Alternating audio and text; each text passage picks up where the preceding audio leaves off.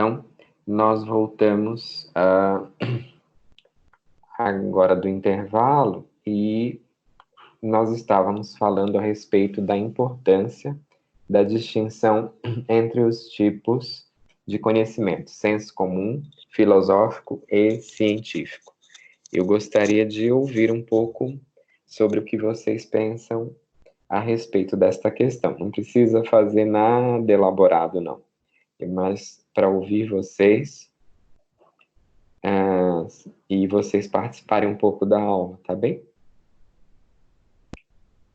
Quem gostaria de falar? A gente só precisa se organizar para falar, tá bem? Vamos lá. Eu posso falar, Ana Lúcia aqui. Então, para mim, é relevante porque, através dos tipos de conhecimento, é possível perceber a diversidade que cada um produz, né, a maneira de produção, e além de que cada um auxilia o outro de uma determinada maneira, no campo do saber, e também porque tipo, tem relação com as ênfases históricas também, né? Cada período histórico você teve digamos que uma ênfase maior para um determinado tipo de conhecimento. E isso contribuiu para as relações sociais e para as outras pessoas, para o desenvolvimento de cada conhecimento. E também exercendo o papel da epistemologia do conhecimento, né? Para a parte do conhecimento humano também. Aí eu acho que para mim é mais esse aspecto. E qual deles parece mais importante? Tem? Eu acho que não tem uma importância sobressaída, no sentido de um ser mais importante que o outro. Depende muito da prática, né? Porque se for levar em consideração uma questão de conhecimento que exerce para a educação, para o meio acadêmico. A ciência, ela é mais viável por praticar pela questão da prática. Mas para uma parte de relações sociais, o senso comum é uma coisa que você consegue tranquilamente. E a filosofia é uma parte que faz parte da nossa vida, né? Que ela está presente em todos os nossos momentos e são reflexões que a gente faz das coisas, que normalmente é uma coisa que é cotidiana, né? E ela vai exercer um papel sobre a outra, no meu ver. Certo, muito bom. Obrigado, Ana Lúcia. Alguém mais?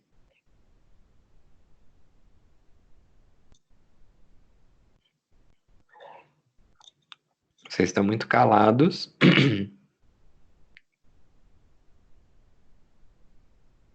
Ninguém mais? Professor. Diga, Isaías. Olha, eu estava sentindo a sua falta, Isaías. Eu estava aqui, Arthur. Olha, vejo eu o seguinte, senso comum aí pelo conhecimento do dia a dia, conhecimento de costume, né? Conhecimento aí que nós vamos trazendo aí conforme a sociedade, conforme os costumes que vão ocorrendo nessas partes, vamos dizer como exemplo, bairro, cidade, comunidade, né? Então, tem alguma importância? Tem alguma importância, mas ela tem que ser comprovada, porque alguns costumes desse senso comum, até hoje foi comprovado, até mesmo podemos pegar como ervas, né, como folhas e tudo mais, e foi desenvolvido cientificamente um remédio através daquela composição, através daquela planta. Então eu vejo assim que é um pouco importante, né?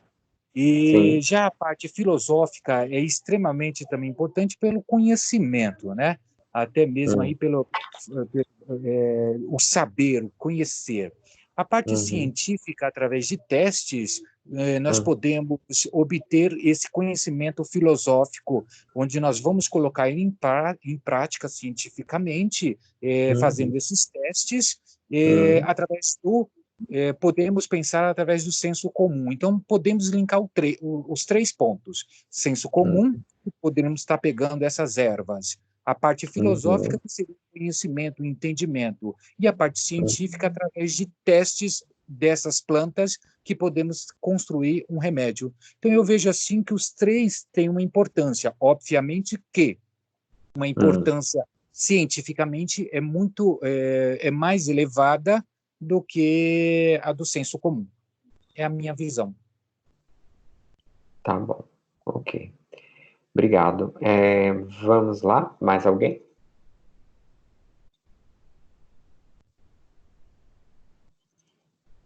Ana Lúcia, Ana Paula, Camila, Fabi, Fábio, Franciele, Francisco, Isaías, João Vitor, Karina, Kátia. A Kátia me enviou uma mensagem escrita, que ela não está com acesso ao microfone, e ela diz o seguinte: o senso comum é importante apenas para se estar ciente dos costumes de determinado grupo de pessoas. O conhecimento filosófico para pensarmos por nós mesmos, ter uma visão das coisas, e o científico para quebrar alguns tabus baseados em crenças pela comprovação de determinadas coisas. Sabendo diferenciar cada um, podemos pensar e ter nossas próprias ideias sobre determinada coisa, sem sermos influenciados pelas pessoas, mídia, religião, fake news, notícias, etc. O que vocês pensam a respeito do que a Kátia nos traz?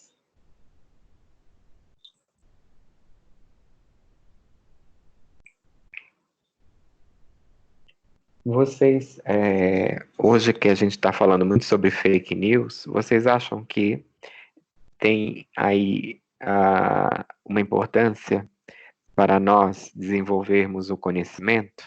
E qual é que seria o conhecimento mais apropriado para combater esses fake news? Vocês entenderam a pergunta? Sim. Eu vou ouvir a mensagem de um aluno que mandou áudio. Aí vocês podem falando que eu vou acompanhando, tá bom? Só para eu ver aqui. Tá. Para mim, tem importância, no caso, para você ficar mais atento e compreender um pouco mais. Porque a fake news, né, é a dada notícia falsa, né? E ela é produzida através mais de meios de repercussão para um determinado assunto. Então, creio eu que, como a gente está numa era de informação, chamada era de, a gente acaba tendo que analisar um pouco mais, né? Principalmente em função da rede social, que você tem acesso a grande parte de coisas. Entre essas, eu acho que para combater as fake news, a parte científica ela é importante, porque ela que vai trazer um conhecimento, no caso, um conhecimento abrangente sobre o determinado tema. E não vai ficar levando em conta sempre igual o senso comum, que só leva à atrelação dos dias, dos contatos sociais. E ele vai trazer uma experimentação, uma base científica, uma base de conhecimento para combate às fake news. Eu acho que, para mim, esse aspecto seria o científico que é o melhor mesmo, para a gente até ter um melhor controle a respeito do que a gente recebe, que é passado.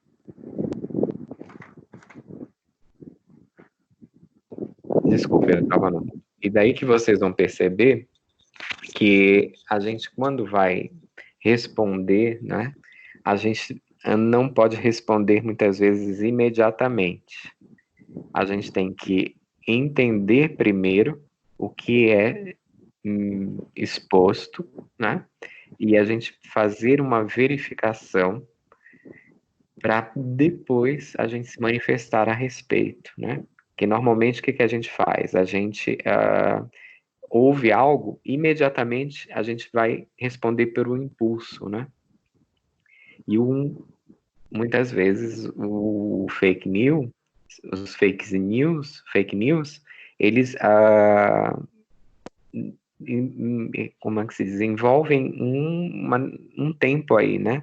A gente precisa fazer uma averiguação, a gente precisa consultar aqui, consultar alguns sites, algumas pessoas, e depois a gente responde, né? Então, nós temos aí já uma forma de utilizar um método, né? Porque eu não posso afirmar imediatamente isso sem eu ter aí a análise daquilo que eu estou me propondo a conhecer, né? Senão a gente vai ficar nesse ping-pong. Uma pessoa diz uma coisa de um lado, a outra rebate, e aí a gente não chega a uma finalização. O Rogério também me mandou uma mensagem agora por áudio, e ele fala sobre a maêutica, que o conhecimento filosófico, desenvolvido principalmente pelo Sócrates, ele vai trazer a maêutica, né? Então, quando ele diz assim, olha, não só sei que nada sei, ele está utilizando, né, aí o que nós chamamos de maêutica, que é uma forma de pensar, né? Uma forma de raciocinar, que justamente consiste numa afirmação, eu só sei, e, por outro lado, uma negação daquilo que foi afirmado, que nada sei, né? E isso vai provocar um pensamento, uma maneira de pensar, né? Eu vou primeiro afirmar algo, né?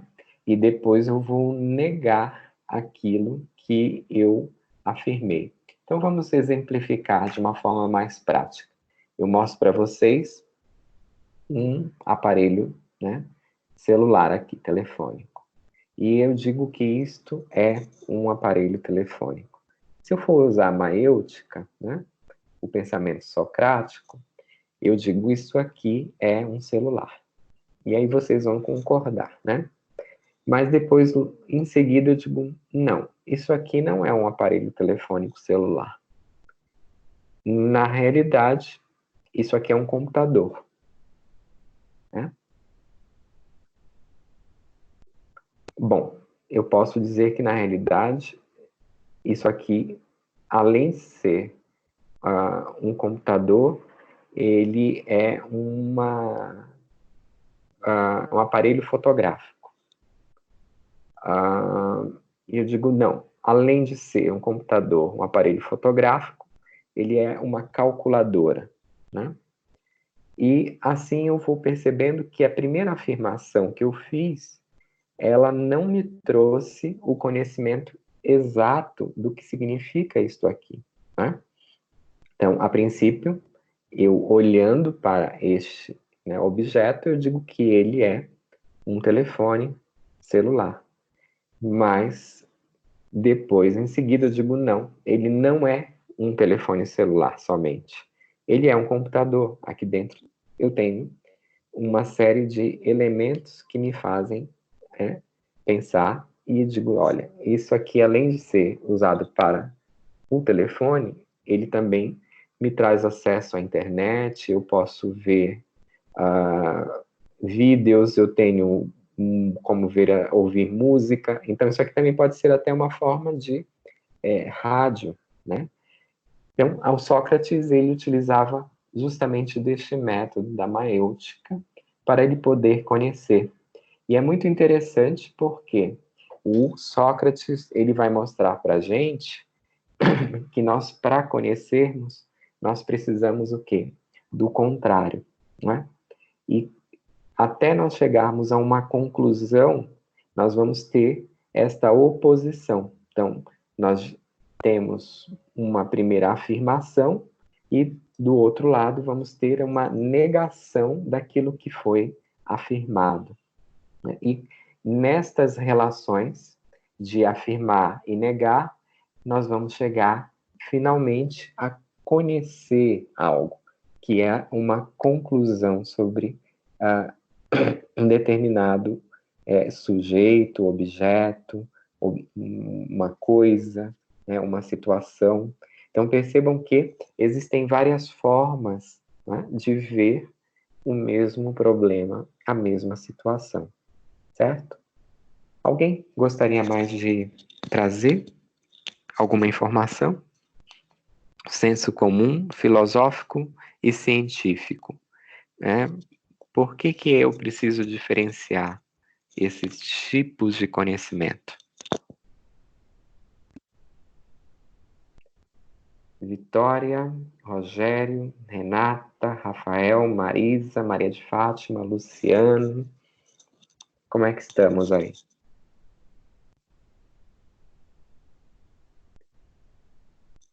Ninguém mais? Vocês estão me ouvindo?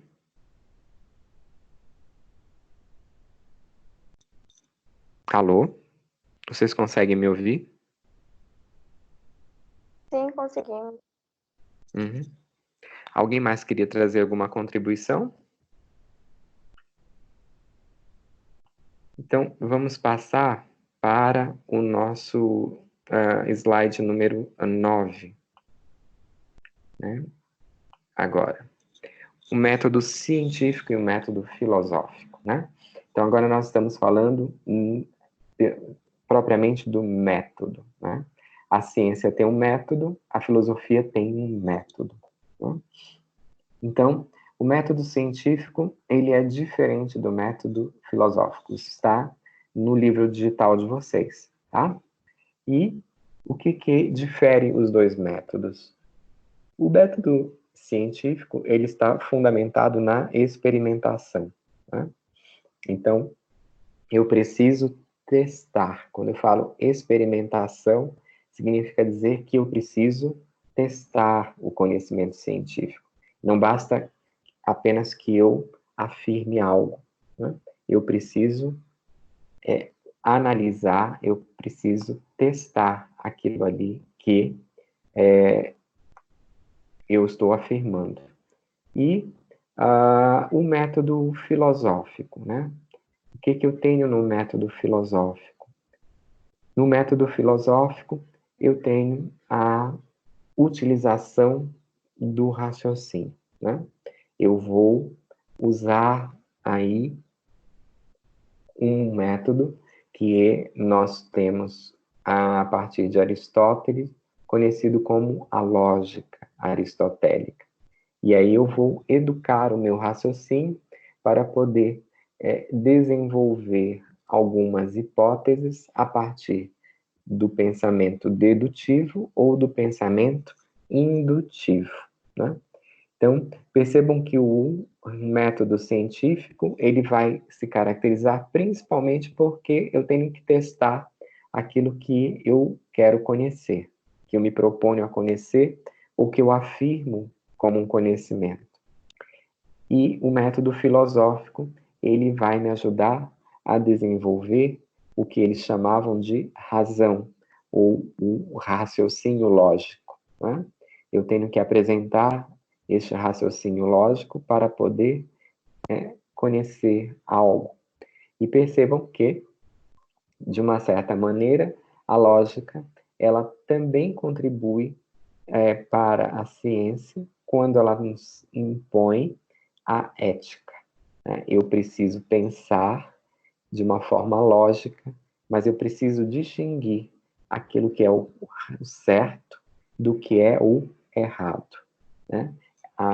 O método filosófico, ele vai sempre ser impregnado por uma ética, por um conhecimento ético. O que é o correto? O que é o certo?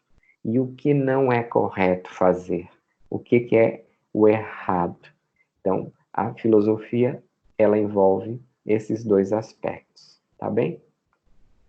Em seguida, no slide 10, nós vamos ver aí, então, algumas características do método científico. Né? E é exatamente aqui que nós começamos a falar sobre os testes ou as experimentações. Né? Então, vocês vão ver, isso também é retirado do livro digital de vocês, que as primeiras ciências desenvolvidas foram as ciências naturais. Isso em função do desenvolvimento das práticas comerciais, né, do comércio, a necessidade de acumulação de riquezas, de acumulação de capital, né? E aí vocês terão a necessidade que o homem conheça, né, exatamente o que era chamado de ciências naturais, ou seja, as ciências que envolvem todas essas relações vinculadas, vamos dizer assim, à vida, né, vida natural. Então, era preciso que eu soubesse muito a respeito sobre os ventos, né? Era preciso que eu soubesse muito sobre os caminhos, né, nos oceanos. Então, eu tinha que estudar propriamente aquilo que estava vinculado a essa vida, né, a esta relação da vida, mas relacionada à natureza, às ciências da natureza, nesse sentido, né? E eu precisava fazer sempre uma demonstração quantitativa, né? Eu tinha que, muitas vezes, demonstrar por meio de cálculos aquilo que eu estava, né, querendo demonstrar como conhecimento. Então, esse método experimental, ele surge em função da necessidade, né, de nós avançarmos, né, nesta maneira de produzir riquezas. Foram se expandindo as grandes navegações, né? E para que se expandissem essas navegações, era necessário o conhecimento científico sobre todos os elementos da natureza, né? Como é que nós vamos nos situar, né, em relação a determinadas distâncias, né, entre um território e outro. Qual é o melhor momento, né, de atravessar o oceano, de atravessar, né, aquelas passagens.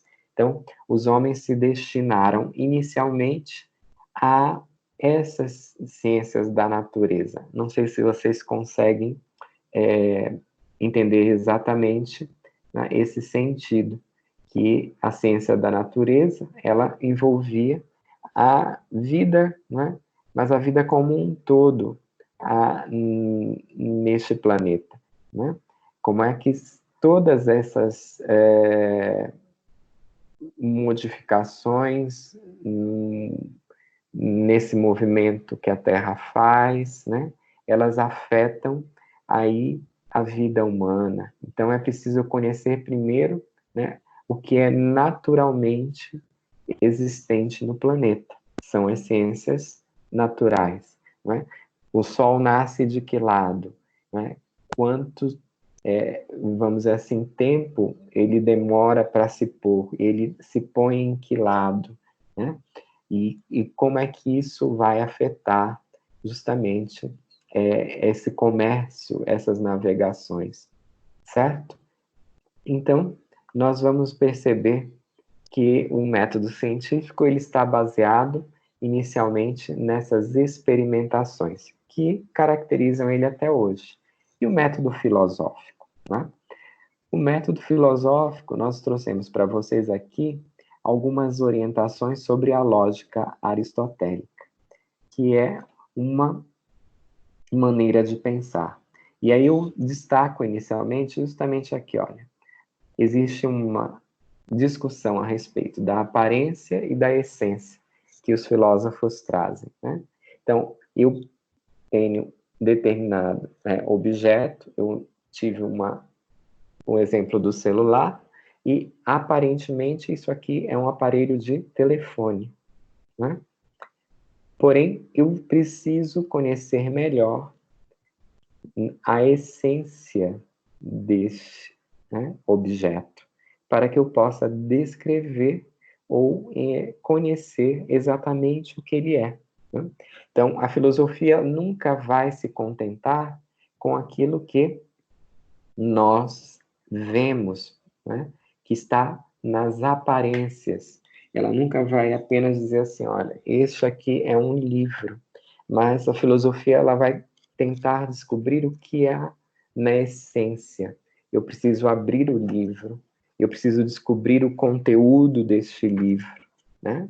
Este aqui é um livro, mas ele é um livro sobre a história do direito, né? Então, eu já tenho alguma outra informação, né, melhor a respeito do livro. E percebam que este livro, ele tem como nós falamos, um sumário, né? Então, ele está estruturado de acordo com algumas regras, né? Eu tenho uma ordem, né, na arrumação deste livro. E assim, os filósofos, eles fazem uma distinção entre o conhecimento aparente e o conhecimento que é um conhecimento da essência de todas as coisas. E o Aristóteles, então, ele vai usar do raciocínio chamado lógico, né? Para conhecer, eu vou usar de uma lógica. E a lógica aristotélica, ela vai, hoje em dia, vocês se fossem estudar, né, tivessem uma escola só para ensinar a lógica, vocês iam ver aí várias formas, né, do pensamento lógico. Mas nós vamos nos basear em duas apenas, e de uma forma bem simplificada, para ver se nós conseguimos entender o que significa essa lógica. Então, vejam que a lógica, ela está dividida em dois grandes, né, raciocínios, em duas grandes maneiras de pensar. Uma é a dedução. Então, eu vou utilizar o meu intelecto, a minha razão, meu pensamento, né, a partir de um elemento que é geral, né? E eu vou alcançar, por este raciocínio, uma definição ou uma conclusão sobre um determinado fato específico, né? E aí eu trago um exemplo, por exemplo, do homicídio, né? Eu tenho na minha frente, digamos que eu esteja numa delegacia de polícia. Eu sou um policial, um delegado. E é chegado para mim a notícia de um homicídio. Só que eu não sei exatamente o que aconteceu, né? Alguém traz essa notícia, notícia criminis, como a gente chama, né? Então eu tenho apenas um elemento geral. Para que eu possa saber, né, quem exatamente praticou este crime e esta pessoa possa ser, vamos dizer assim, perseguida pela justiça, né, e condenada ou absolvida, eu preciso, então, fazer uma série de investigações. Eu preciso, né, aos poucos, eu vou utilizando de um raciocínio dedutivo para saber quem foi o autor deste crime, né, e se realmente ele aconteceu. Então, eu vou investigar, né, o crime, eu vou procurar as testemunhas, eu vou ouvir, né, essas pessoas que estavam naquele momento em que ocorreu o crime, né? Eu vou também usar da arma que foi, do exame da arma que foi utilizado, né? Então, eu preciso saber se foi encontrada a arma, né, se existe uma arma, como foi, né, praticado o crime, e fazer uma perícia nessa arma, né?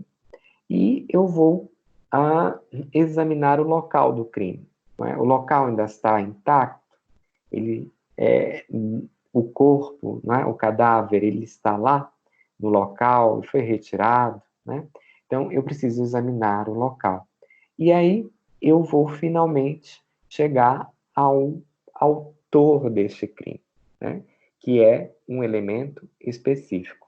Então, este pensamento é chamado pensamento dedutivo. E nós usamos muito o pensamento dedutivo no nosso dia a dia, né?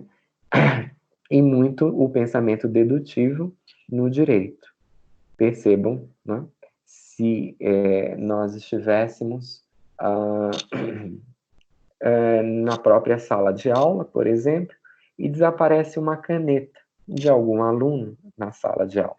Então, eu tenho aí uma ocorrência geral, né? Houve um desaparecimento de uma caneta, né?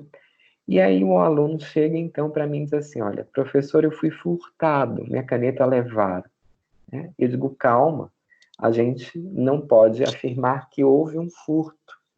Nós precisamos então partir desta notícia, desta informação geral, e fazer algumas deduções a partir do que me foi comunicado, né? Então, eu preciso realmente saber primeiro, o aluno trouxe a caneta para a faculdade no dia que ela desapareceu?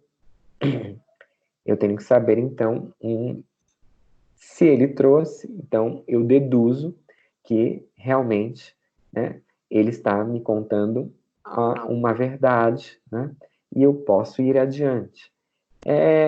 A caneta, ela estava, né, exposta, ela estava em cima da carteira, ela estava na mochila, né? Onde é que se encontrava esta caneta? Algumas pessoas viram que o aluno colocou a caneta sobre a carteira, né? Existem testemunhas sobre a existência desta caneta, né?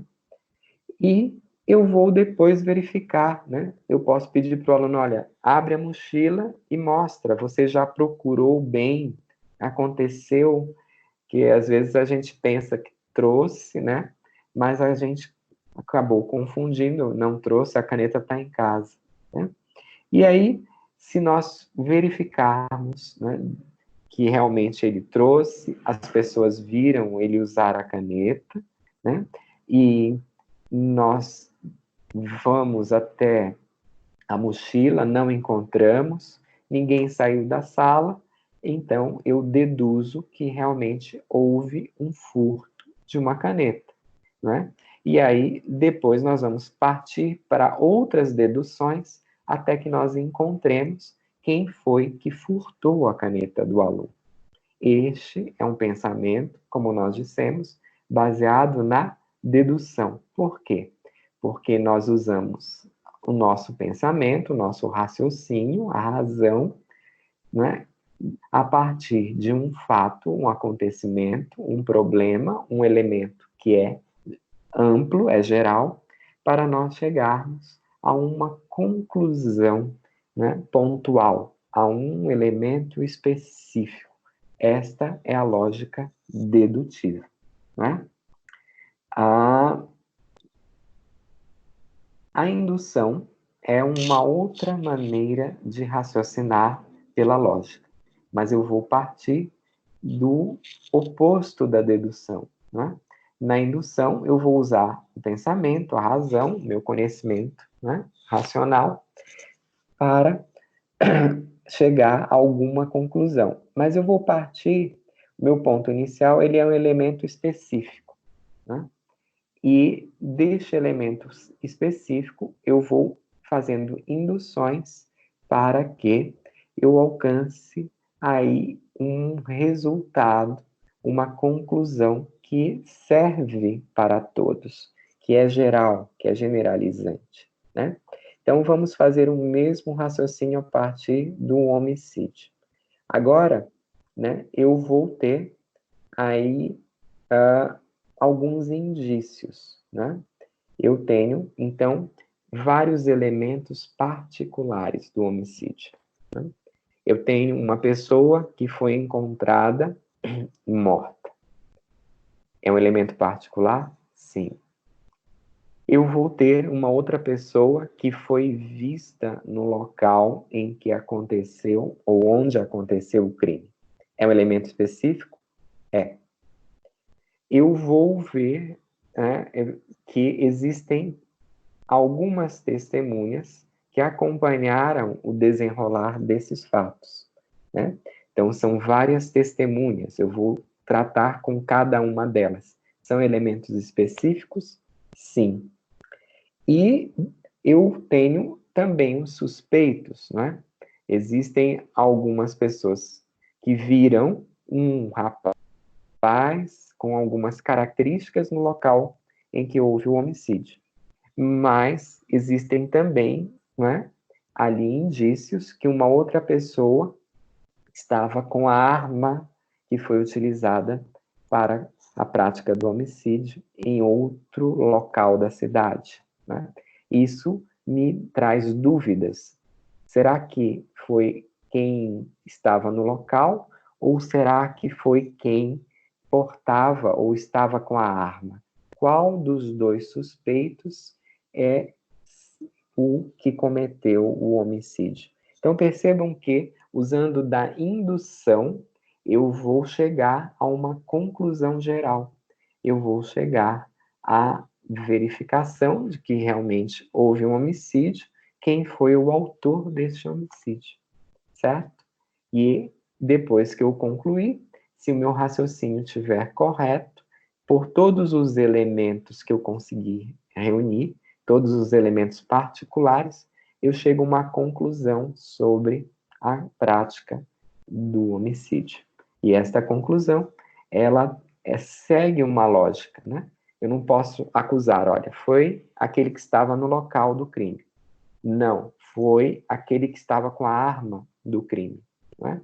Eu tenho que trabalhar com um pensamento indutivo, e juntar todas essas particularidades para que eu possa chegar a uma conclusão. E esta conclusão, ela abrange tudo, não é, que foi analisado, portanto, ela é uma conclusão geral, é uma conclusão, né, que abrange todos os elementos e, por isso, caracteriza a indução. No nosso dia a dia, a mesma coisa. Nós trabalhamos tanto com a indução, como nós trabalhamos com a dedução, né? E aí, vocês percebem, né, que nós precisamos da filosofia para pensar, né, na ciência. Não sei se vocês conseguem distinguir bem as duas formas de raciocinar. O que vocês imaginam? Conseguem entender um pouco sobre o método aristotélico? Vocês estão por aí?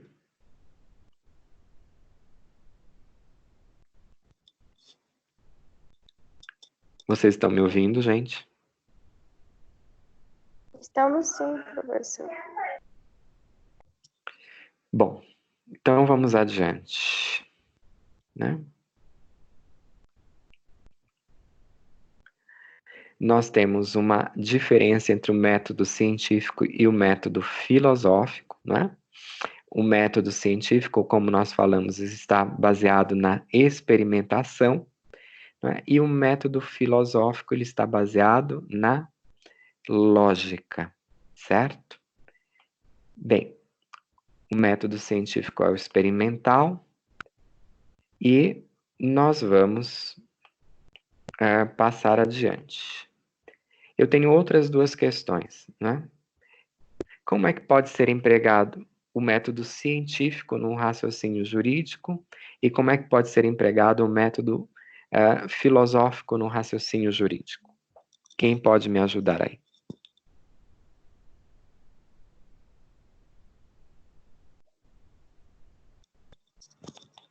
Vocês estão por aí?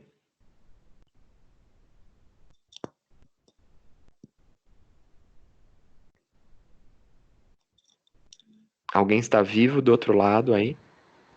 Professor, está me ouvindo, professor? Eu estou ouvindo. Diga, Franciele. Professor, algumas conexões estão caindo. 3, 4 alunos não saíram da sala e não estão conseguindo mais entrar. Voltar para a sala. Eu enviei na mensagem para o senhor a tela que está aparecendo.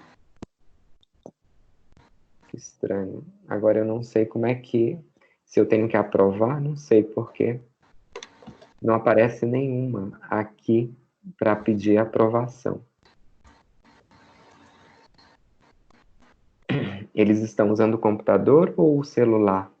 Que às vezes pelo celular não conseguem entrar. Alguns computadores, alguns celulares.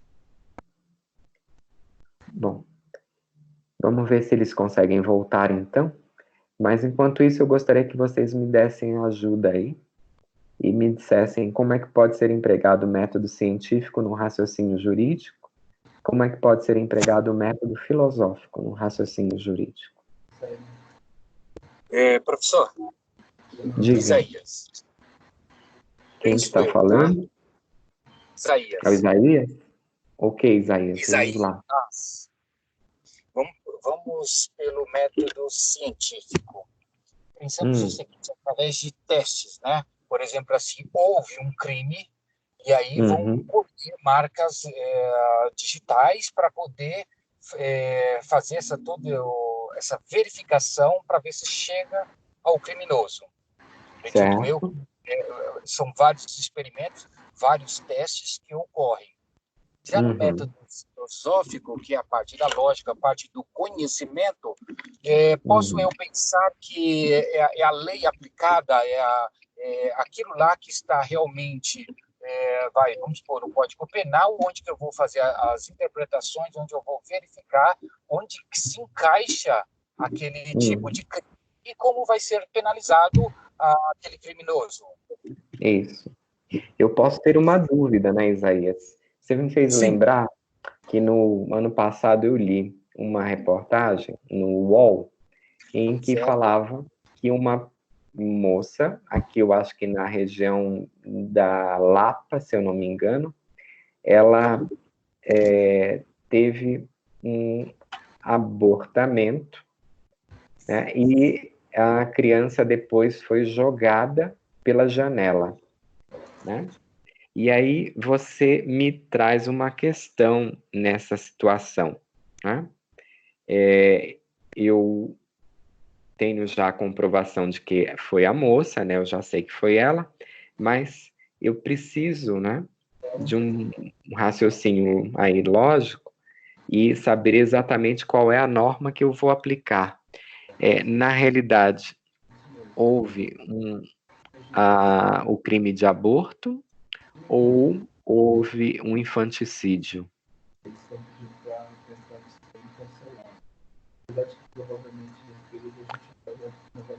Vocês entenderam o raciocínio, né?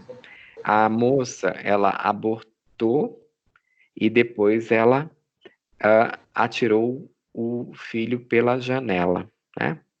Ela vai ser inserida na prática do crime de aborto ou ela vai ser inserida na prática do crime de infanticídio? Professor, aí vai ter que fazer testes, na minha visão, para saber se no momento que foi que houve o aborto, se realmente a criança já estava morta, ou se no momento que se chocou, ela estava ainda viva e morreu quando se chocou ao chão. Posso pensar desse jeito? Pode, perfeito, tá? Então você está utilizando aí, né, um método filosófico para justificar o seu raciocínio jurídico. Entendi. Certo? E aí, claro, você vai usar da ciência para fazer os exames aí no feto, né? Certo. Para saber quantos meses, né? Se ele teve aí, se há condições de verificar se ele nasceu com vida, né?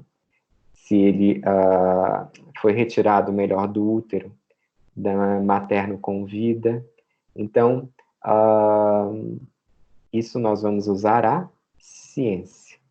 Entendido isso?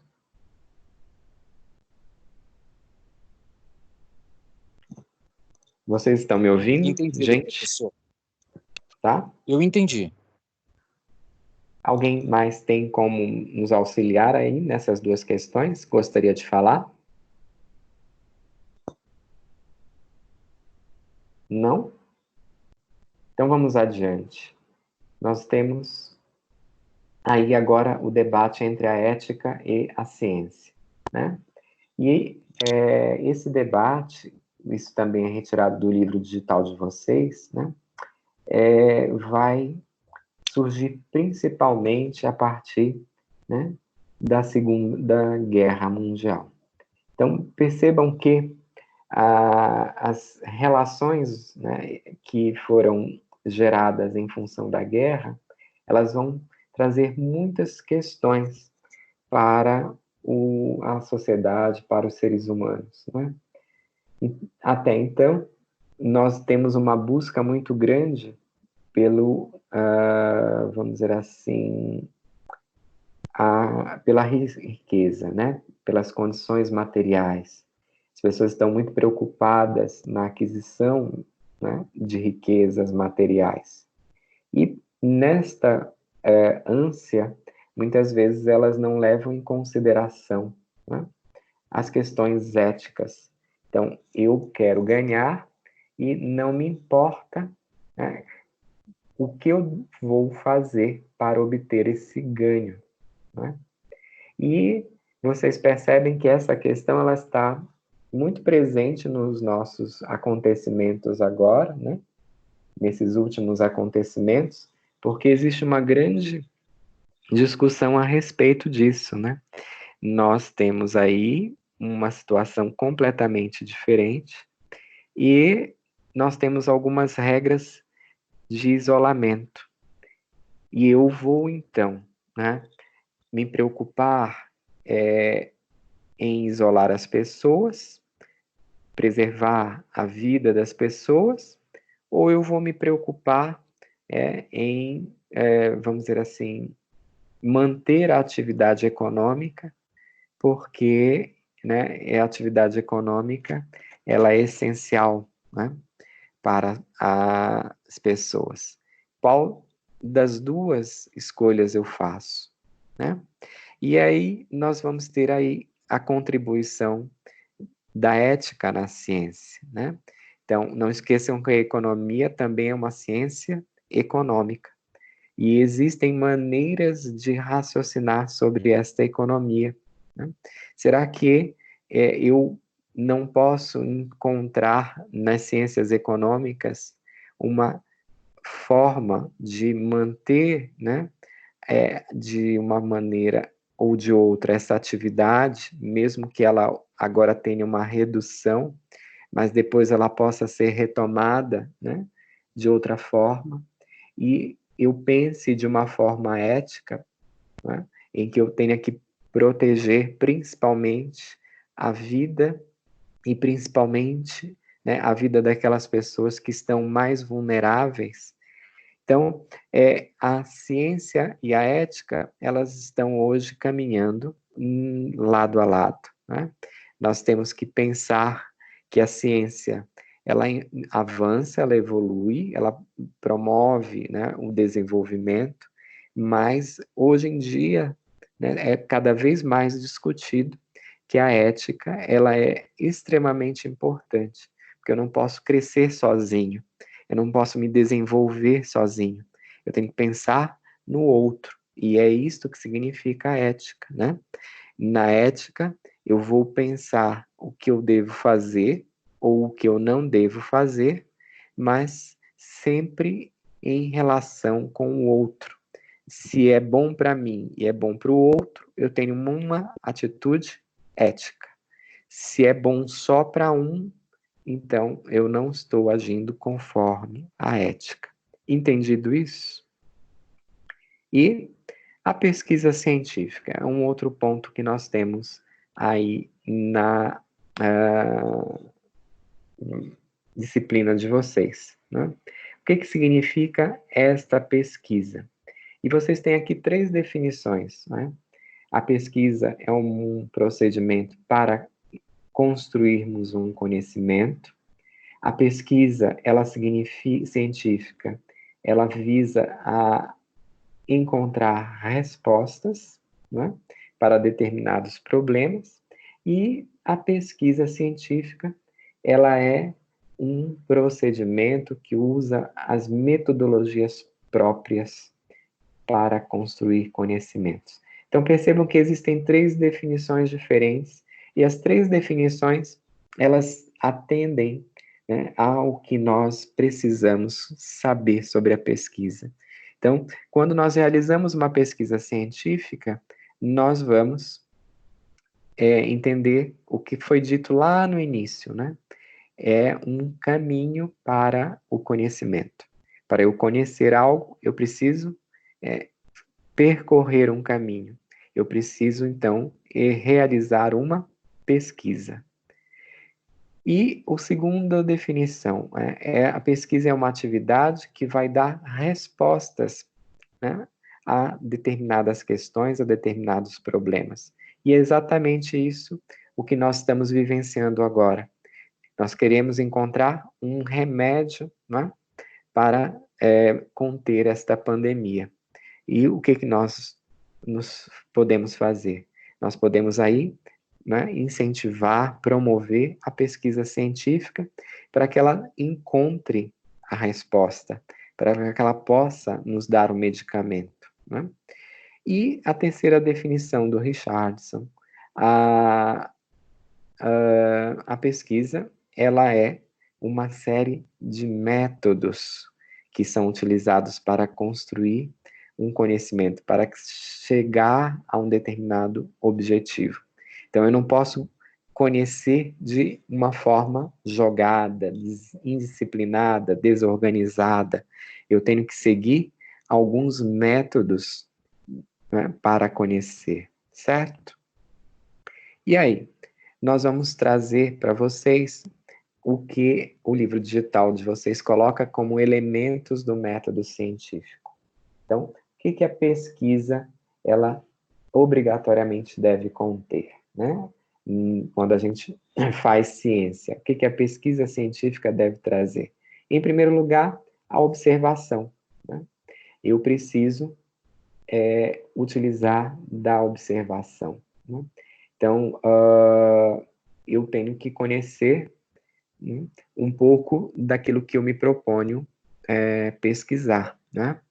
Então, por isso que a pesquisa, ela nunca é uma pesquisa realizada num período muito curto de tempo, porque ela me exige uma aproximação daquilo que eu vou conhecer. Então, vocês têm, por exemplo, a observação nas ciências sociais ou nas ciências humanas, vocês têm muito a pesquisa de campo, não é? É necessário que muitas vezes o pesquisador ele vá até aquele local que são estabelecidas aquelas relações, não é? Eu falei a vocês que muitas vezes os cientistas sociais eles vão até as tribos indígenas e eles ficam ali meses observando o comportamento dos índios, né? Para que eles possam saber os detalhes, para que eles possam perceber, né, como é que eles se relacionam. Então, a observação é o primeiro dos elementos da pesquisa utilizados no método científico. Vocês têm em seguida o problema, né?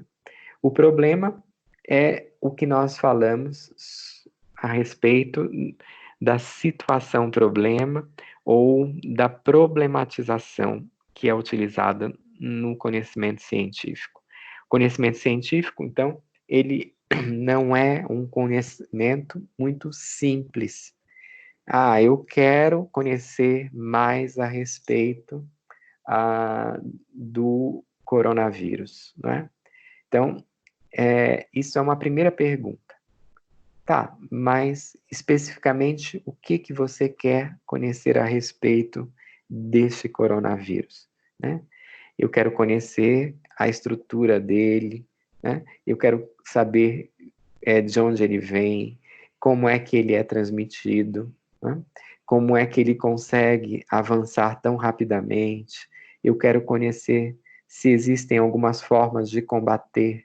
Então, há uma problematização, ou seja, eu vou partindo para questões, né? Eu vou trazendo aí uma série de outras ideias que estão relacionadas ao meu objeto do conhecimento, tá? Isso significa dizer que muitas vezes, né, nós não interrompemos o conhecimento, né? Nós não, quando acabamos uma pesquisa, nós já temos material para dar continuidade a esta pesquisa. Nós acabamos uma pesquisa, já surgiram outras informações a respeito. Então, há um problema que vai gerando um outro problema, uma outra questão, certo? A pesquisa científica, ela está, então, vinculada à formulação das hipóteses. E lembrem que eu pedi para vocês fazerem no pré-projeto de vocês, justamente a formulação das hipóteses de pesquisa, né? Vocês vão analisar as situações que vocês têm e vocês vão procurar, né, trazer as perguntas. O que vocês queriam responder na pesquisa de vocês? Então, vocês formulam as hipóteses, e essas hipóteses, elas trazem apenas respostas que são chamadas provisórias. Por quê? Porque vocês precisam testar, né, o conhecimento científico. Vocês só terão a resposta definitiva no momento em que vocês, né, acabarem a pesquisa. Por enquanto, vocês apenas fazem questionamentos, têm algumas ideias, ou seja, respostas provisórias daquilo que vocês se propõem a conhecer. Mas vocês só responderão essas hipóteses quando vocês acabarem a pesquisa. Um outro elemento deste método científico é a predição ou o teste. Então, na minha pesquisa, eu vou ter que incluir aí uma forma de testar aquilo que eu consegui analisar, né? Então, eu vou analisar um determinado objeto e eu preciso, depois que fizer a análise, testar, né, a tudo aquilo que eu consegui concluir desta minha análise, né? Então, eu vou perceber, né, por exemplo, que eu fiz uma pesquisa no campo do direito, né, que foi uma pesquisa sobre a doutrina, né, que existe a respeito dos contratos. Eu estou interessado em pesquisar as relações de contrato. E eu estou muito preocupado com as relações dos contratos de consumo, que envolvem os direitos do consumidor. Eu fiz toda uma pesquisa teórica sobre, né, a teoria dos direitos do consumidor, né? E especificamente eu quero saber se o consumidor ele pode devolver aquele objeto que ele comprou, ou ele é obrigado a ficar com o objeto que ele comprou. É esse o meu interesse na minha pesquisa. Porém, depois que eu pesquisei toda a parte teórica, né, toda a doutrina, eu preciso fazer um teste. Né? Será que a doutrina ela realmente pode ser associada ao que acontece na prática?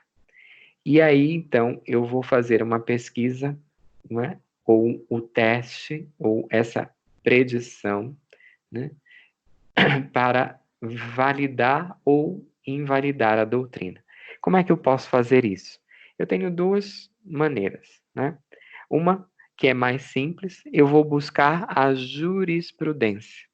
Eu vou até aos sites dos tribunais e eu vou jogar lá na busca e vou dizer assim, olha, contratos de consumo, né?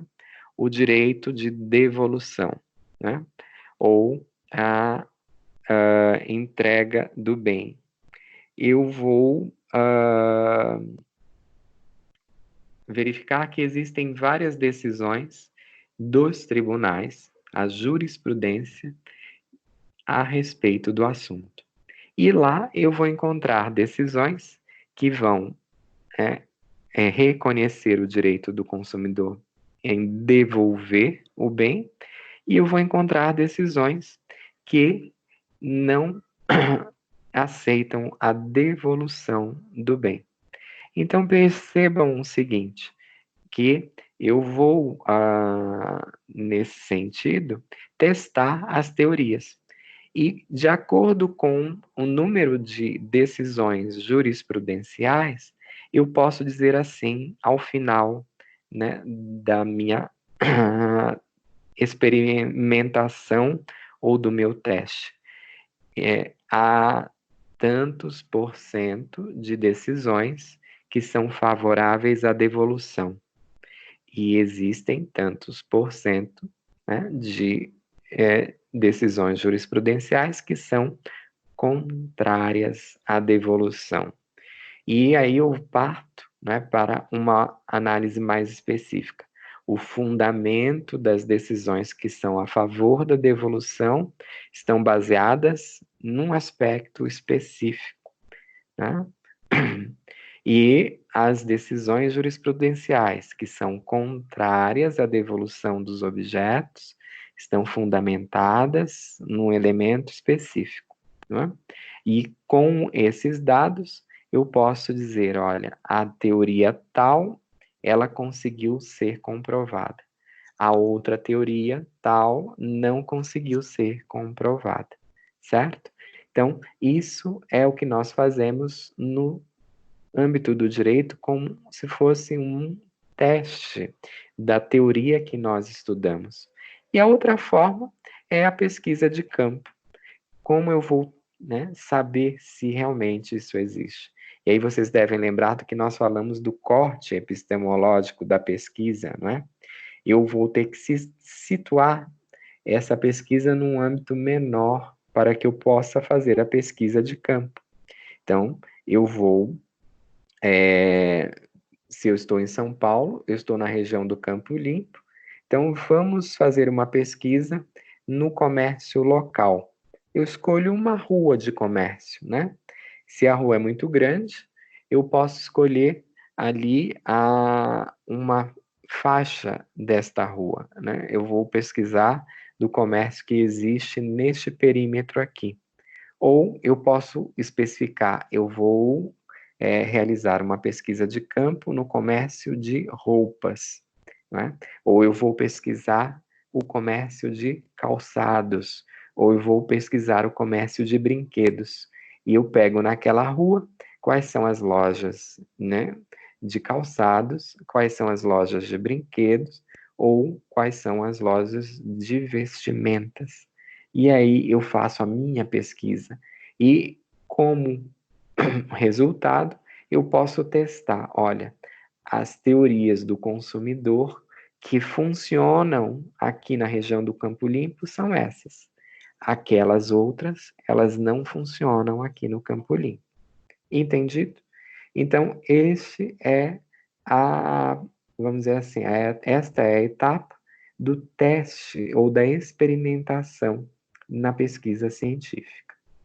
E eu vou, então, chegar à etapa, né, que faz essa comparação, né, na experimentação. Como eu disse para vocês, eu testei, eu experimentei, e eu vou dizer, olha, isto aqui funciona, né?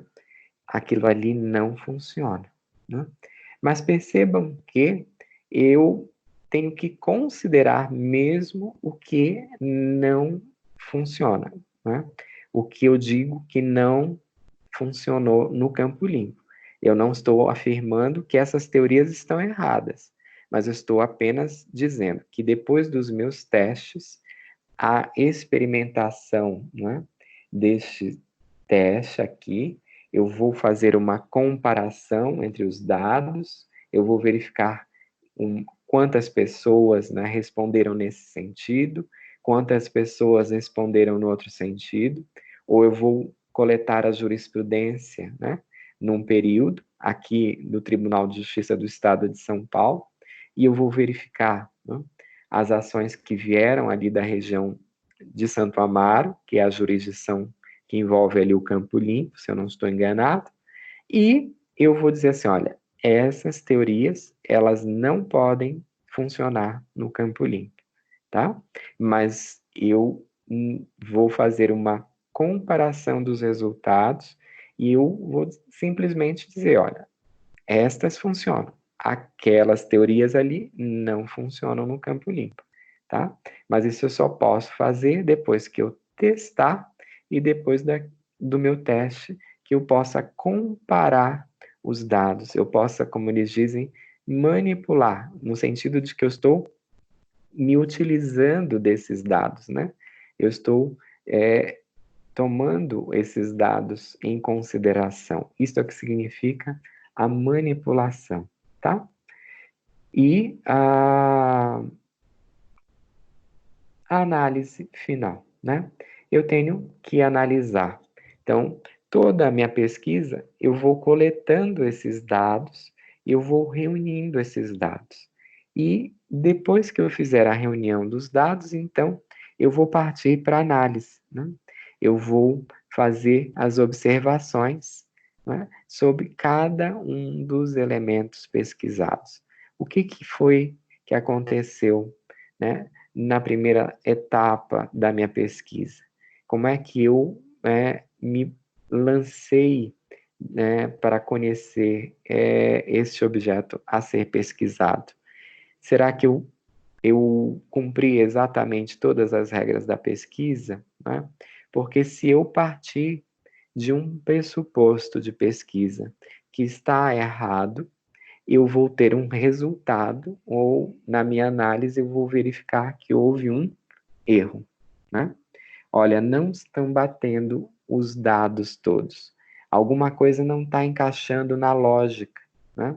Eu fui fazer uma pesquisa sobre contratos do consumidor, mas na realidade eu acabei me debatendo sobre contratos de prestação de serviços. Tem algum erro aí? Sim, tem um erro. E o que foi errado nisso? Faltou uma lógica. Está nítida a comprovação do equívoco aí na pesquisa. Eu não estou me projetando sobre contratos de consumo. Como é que eu posso, né, confundir a prestação de serviços com o contrato de consumo? Né? Ah, não, mas é que eu estava pensando na prestação de serviços e acabei confundindo a prestação de serviços ao consumidor com o contrato de prestação de serviços em si. E aí eu confundi as duas coisas e agora eu não consigo fechar a minha pesquisa. Então, eu identifiquei um erro na minha análise. O que eu vou poder fazer? Eu vou ter que consertar o momento da pesquisa em que aconteceu esse erro. E aí, muitas vezes, eu tenho que refazer tudo aquilo que eu construí, né? Para poder chegar na minha análise a uma conclusão correta. Certo isso? E isso acontece muito, é muito frequente na pesquisa. E a gente tem que refazer alguns pontos. Eu trouxe uma questão última, né, sobre a importância da ética para a ciência, mas eu estou um pouco preocupado com isso aqui, a gente continua na próxima aula. Eu estou preocupado agora com os nossos trabalhos, né? E o nosso trabalho, ele está relacionado aqui ao nosso fichamento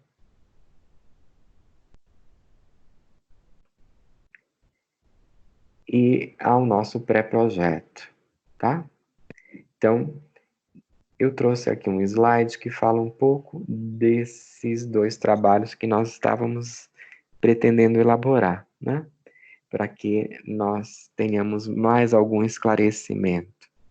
Eu solicito a vocês que continuem fazendo as atividades do AVA e peço que vocês finalizem essas atividades até o final da próxima semana, até a sexta-feira que vem, tá? E vocês terão essa nota contabilizada com as notas de trabalho. E eu também peço que vocês deem seguimento ao pré-projeto de pesquisa, tá? Nós vimos já no pré-projeto, nós tínhamos trabalhado a escolha do tema, tá? Depois de escolhermos o tema, nós vimos aí a justificativa da escolha desse tema, né? Quais foram as razões, os motivos, os meus interesses para que eu escolhesse determinado tema. Em seguida, eu procurei trabalhar com vocês a problematização, ou seja, a formulação das hipóteses de pesquisa que em forma de perguntas, não é? E eu disse para vocês que vocês deveriam trabalhar de acordo com a lógica essas perguntas. E uma lógica que nós agora sabemos que é uma lógica dedutiva, né? Ou seja, eu vou partir sempre da questão mais geral e assim eu vou retirando desta questão mais geral outras questões mais específicas.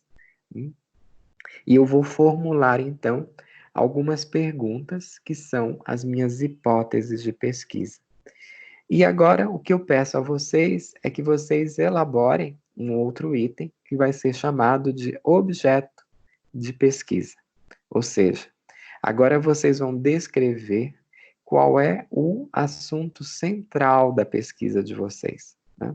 O que vocês exatamente querem analisar na pesquisa, que será feita, eu disse, futuramente. Nós estamos agora apenas redigindo um pré-projeto, tá? E eu peço que vocês façam este pré-projeto no formato digital agora, tá? E me encaminhem, tá aí o meu e-mail, a data é dia 17 de abril de 2020, tá bom? Por outro lado, eu falo a respeito do fichamento, tá? Então, como é que nós vamos fazer o fichamento? Eu dei para vocês a informação sobre o livro da Marilena Chauí, O que é Ideologia, né?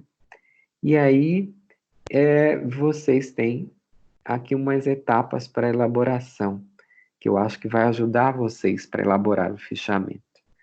Vocês precisam, em primeiro lugar, ler a obra, né? Depois que vocês lerem a obra, vocês devem fazer um resumo da obra, capítulo por capítulo. E vocês vão retirar em cada capítulo as ideias principais. Algumas, teorias, elas desenvolvem uma técnica, né, de resumo em que você tira as ideias principais de cada um dos parágrafos do livro, né, em cada um dos parágrafos de cada capítulo do livro. E quando você separa essas ideias, você faz assim ao lado, né, como se fosse um rascunho, você vai tirando de cada parágrafo as palavras que você considera mais importantes ali, que traduzem o pensamento do autor. Quando você tira de cada parágrafo essas palavras, você tenta depois fazer um parágrafo com estas principais palavras e resume as ideias que estão contidas naquele capítulo, construindo o seu próprio texto. Depois, vocês vão passar à redação do fichamento. Como é que vocês vão redigir esse fichamento? O formato é digital e vocês devem me enviar para o e-mail que está descrito aqui, tá? Na data 17 de abril de 2020. A redação do fichamento deve seguir o roteiro abaixo, tá? Então, eu estou dando esse roteiro para que a gente também não tenha fichamentos aí diversificados. E eu peço, então, que, em primeiro lugar, vocês coloquem no alto da folha, né, a identificação da obra. Como é que eu vou identificar a obra? Eu tenho na obra, vocês vão encontrar a ficha catalográfica. E esta ficha catalográfica, vocês apenas têm que copiar. Olha aqui. Este livro, ele tem uma ficha catalográfica, que está bem aqui, ó, que contém o nome do autor, a citação, né, do título da obra, a edição, a editora, a cidade em que foi editada, todas as obras elas trazem esta ficha catalográfica. E vocês apenas têm que transcrever o que está na ficha catalográfica do livro O que é Ideologia para o fichamento de vocês. Entendido? Depois que vocês colocarem, né, essa informação da ficha catalográfica, vocês devem, então, dividir o fichamento em 3 capítulos. No primeiro capítulo, vocês vão obrigatoriamente colocar o livro fichado, ele contém tantos capítulos, 2 pontos, né? E o primeiro capítulo, ou os capítulos são, aí vocês coloquem por ordem, né, sequencial, o primeiro, o título do primeiro capítulo, o segundo capítulo, o título do segundo capítulo, o terceiro, e escrevem o título do terceiro, e assim sucessivamente, até vocês descreverem todos os capítulos. Depois, coloquem um ponto, em seguida vocês, compondo-se o livro ao total de tantos capítulos, tá? Então, é o primeiro capítulo do fichamento. Primeiro vocês coloquem a ficha catalográfica do livro, depois vocês partem para redigir este primeiro capítulo do fichamento. Depois vocês vão fazer a demonstração dos resumos de cada capítulo, tá? Então, acabando isso, vocês passam para a apresentação dos resumos. E aí vocês podem fazer de uma forma bem pontual. Resumo do capítulo 1º. E aí vocês coloquem um resumo, né, em seguida. Resumo do capítulo 2º. Coloquem em seguida o resumo do capítulo 2º. Depois, o resumo do capítulo 3º. E assim sucessivamente vocês vão colocar. E ao final, né, desta atividade de resumo, vocês vão, então, abrir um outro parágrafo e vão me colocar a opinião de vocês sobre o livro fichado, né? E aí eu trouxe um exemplo, eu entendo que o livro relata tal coisa, né? Eu entendo que o livro foi esclarecedor, né? Eu entendo que o livro não foi esclarecedor, eu entendi isso do livro, né, o que o autor quis dizer, eu não entendi nada do que foi dito no livro. Eu quero que vocês me tragam a opinião pessoal de vocês sobre o livro fechado, tá bem? Então, são essas as orientações que nós temos na aula de hoje, tá? Eu acredito que nós cumprimos o nosso horário, são 11h40, então os 40 minutos que nós tivemos de atraso, eles foram repostos agora. E eu deixo vocês, então, falarem um pouco, tá bom? Sobre essas atividades, o que é que vocês estão pensando, tá bom?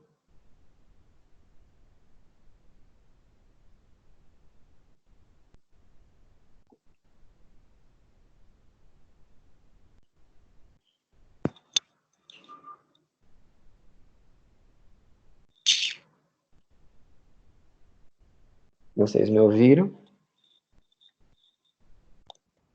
Ouvimos sim, professor. Vocês têm algo a me dizer, a comentar? Vocês entenderam as duas atividades do pré-projeto e do fichamento?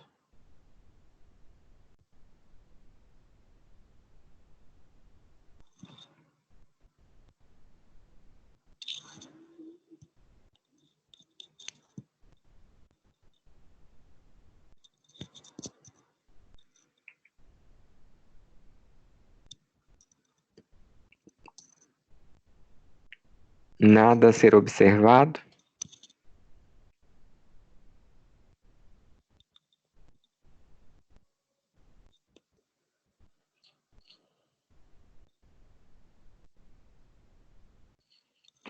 Vocês precisam de um tempinho para entender isso e depois fazer as perguntas.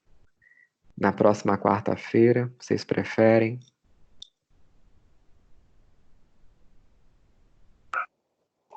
Eu acho melhor, que assim a gente consegue avaliar mais. Uhum. Então tá bom. Então vocês deem uma olhada no que nós colocamos aí, tá? Eu não sei se vocês conseguem ter acesso aos slides por aqui. Senão eu mando para a Franciele e ela distribui, tá bem? Não sei se consegue. Eu postei e deixei na página da aula, mas eu não sei se o sistema gravou ou não. Eu ainda agora fui abrir e já não encontrei, mas eu vou tentar por aqui outra vez e se não conseguir eu mando para a Franciele e ela distribui, tá bom? Eu preparei vários slides, tá? E em alguns outros slides essas informações estão mais detalhadas. Então eu vou ver se é interessante para vocês que vocês tenham esses slides da aula e ao lado dele vocês tenham uns slides mais elaborados para o estudo, tá bem? Aí eu mando todos. Vocês têm algo a colocar ainda?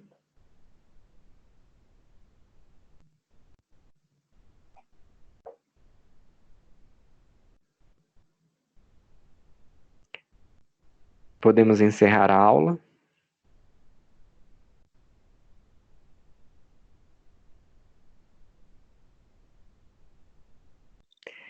Então, nós vamos encerrar a aula. Eu aguardo vocês na próxima quarta de manhã, tá bem? E desculpem, eu acho que devo ter feito algum erro aqui e eu vou verificar se está tudo ok. Eu coloquei no AVA o link da aula para ser repetido todas as semanas, às quartas de manhã. Então, eu não sei agora se também aquele link não está correto, mas eu vou verificar, tá? E aí nós vamos conversando. Qualquer dúvida, vocês repassam a Franciele e ela me repassa, tá bom? Eu agradeço aí a paciência de vocês e a participação. Muito obrigado e um bom dia, tá? E cuidem-se. Tchau, tchau. Bom dia, professor. Eu que agradeço. Obrigada, professor. Até mais. Bom Bom dia dia. pra você também. Bom dia para vocês todos aí. Olha, agora eu estou ouvindo vozes. Rodrigo, o que mais? Muito obrigada pela aula, professor. Tá bem, obrigado eu. Obrigado, professor. Não peguei o finalzinho porque eu perdi a conexão, mas eu consegui pegar o final, pelo menos o finalzinho. Tá bom, vamos lá. Quem mais por aí? Cadê o Isaías? Já saiu? Não, o Isaías está aí. Então, eu vou encerrar a reunião. Ana Paula, que tal a aula, Ana Paula? Foi boa? Foi boa, muito obrigada, viu? Então tá. Então nos encontramos quarta, hein? Até quarta, professor. Até mais. Até mais, cuidem-se todos aí. encerrar. Tchau, tchau. Até mais. Obrigado, Rodrigo. Tchau, tchau. Tchau. Até depois.